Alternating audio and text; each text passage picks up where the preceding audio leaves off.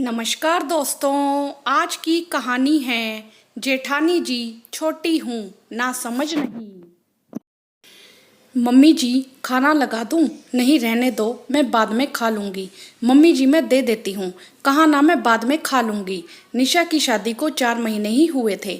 उसके ससुराल में सास ससुर, जेठ जेठानी और पति नीरज थे। सभी बहुत अच्छे और सुलझे हुए थे। सास कृष्णा जी दोनों बहुओं को बहुत प्यार और अपनापन देती। उसने भी अपने स्वभाव से सबके मन में जगह बना ली थी।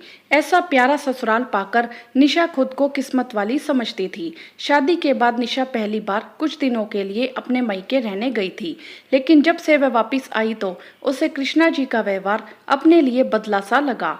कृष्णा जी जहां हर काम उसे प्यार से समझाती, अब बात करने के लिए भी तैयार नहीं थी और कभी कभी बिना गलती के उसे झिड़क देती। मम्मी जी मुझे नाराज लग रही हैं। जब से आई हूँ वह मुझसे ठीक से बात नहीं कर रही। रात को अपने कमरे में निशा ने पति नीरज से कहा, तुम यहाँ थी नहीं तो नाराज कैसे होंगी? यह तुम्हारा वहम है शायद। अपने मन का वहम समझकर निशा ने बात को दिल से निकाल दिया। मम्मी जी आपको अपने भतीजे की शादी में जाने के लिए साड़ी खरीदने जाना था। चलिए आज चलते हैं। कुछ दिन बाद निशा बोली, रहने दो बहू, मैं बड़ी बहू के साथ चली जाऊंगी। लेकिन मम्मी जी आपने मुझसे बहुत पहले बोला था कि तुम्हारी पसंद अच्छी है तो तुम मेरे साथ साड़ी खरीदने चलना। कहा होगा, लेकिन अब मैं खुद ले आऊंगी। अब तो निशा को पूरा विश्वास हो गया था कि सासू माँ उससे नाराज है, लेकिन उसे समझ नहीं आ रहा था कि उसने ऐसा क्या किया जिससे मम्मी जी इतनी नाराज हैं। मम्मी मम्मी जी मुझे पता नहीं क्यों नाराज है, समझ नहीं आ रहा क्या करूं। निशा फोन पर अपनी मम्मी से बोली, इसमें इतना परेशान होने वाली क्या बात है? सीधे सीधे समधन जी से बात करके उनकी नाराजगी का कारण पूछ लो। सरलता से शीला जी बोली, पर मम्मी और नाराज हो गई तो? बेटा मन में बात रखने से गलतफहमियां बढ़ती हैं।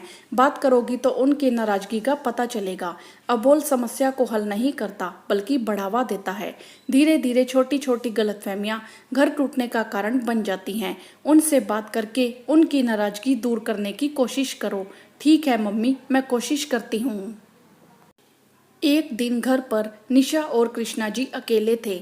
निशा चाय बनाकर कृष्णा जी के कमरे में गई। मम्मी जी आप मेरी किस बात से नाराज हो? बहू यह तो तुम अच्छे से जानती हो। तुमने बड़ी बहू से बोला कि मुझे तुम्हारा हंसना बोलना पसंद नहीं।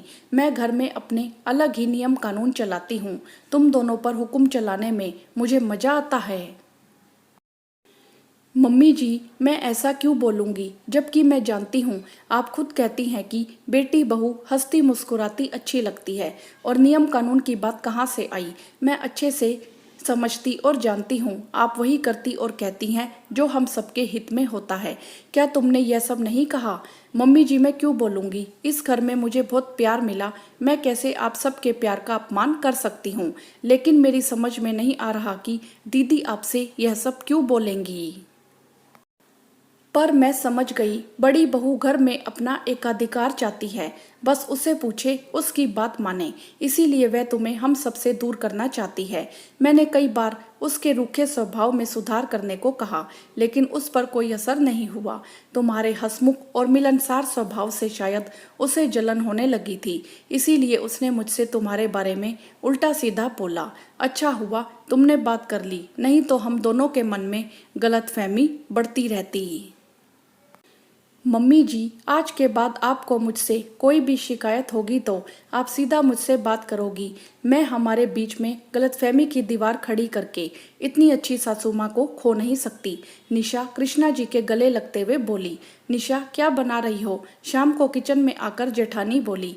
दीदी मम्मी की पसंदीदा भरवा बैंगन बना रही हूँ। वह तुमसे मुंह फुलाकर बैठी हैं, फिर तुम क्यों उनका ध्यान रख रही हो? वैसे भी सास को कितना भी खुश करने की कोशिश करो, वह कभी खुश नहीं होती। बस दीदी बहुत हुआ। मैं आपको बड़ी बहन मानती रही और आपने मुझे ही धोखा दिया। मैंने ऐसा क्या किया? गलती पकड़े जाने के डर से नैना झिझकते हुए बोली। दीदी छोटी हूँ ना समझ नहीं। आपने ही मम्मी जी के दिल में मेरे लिए गलत बातें डाली। अच्छा हुआ जो मैंने सीधे मम्मी जी से बात कर ली, नहीं तो आप ना जाने क्या क्या कहती। निशा, घर में सब तुम्हें ज़्यादा पसंद करने लगे थे। मैं अपना रुतबा खोना नहीं चाहती थी, इसीलिए। दीदी, मान सम्मान झूठ बोलकर या दूसरों के खिलाफ नफरत घोलकर नहीं मिलता। उसे तो प्यार और अपनेपन से कमाना पड़ता है। निशा, मुझे माफ़ कर दे, अब कभी दोबारा ऐसा नहीं होगा।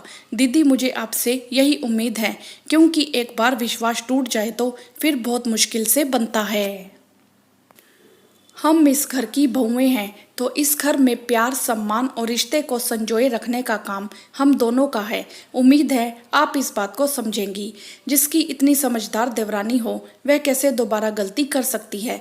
तुमने समय पर मेरे आंखों पर पड़ा स्वार्थ का पर्दा हटा दिया। मेरी वजह से अब किसी को परेशानी नहीं होगी। दरवाजे पर खड़ी कृष्णा जी सब देख रही थी और सोच रही थी, जो काम वह बड़े होकर नहीं कर पाई, वह काम छोटी बहू ने कर दिखाया। अब इस घर की खुशियां यहाँ आने का रास्ता नहीं भूलेंगी, कहते हुए वह दरवाजे से लौट गईं। हाँ तो दोस्तों, क्या आपको निशा की समझदारी सही लगी? आप हमें कमेंट करके जरूर बताएं। वीडियो को लाइक करें, शेयर करें और चैनल को सब्सक्राइब भी करें। धन्यवाद।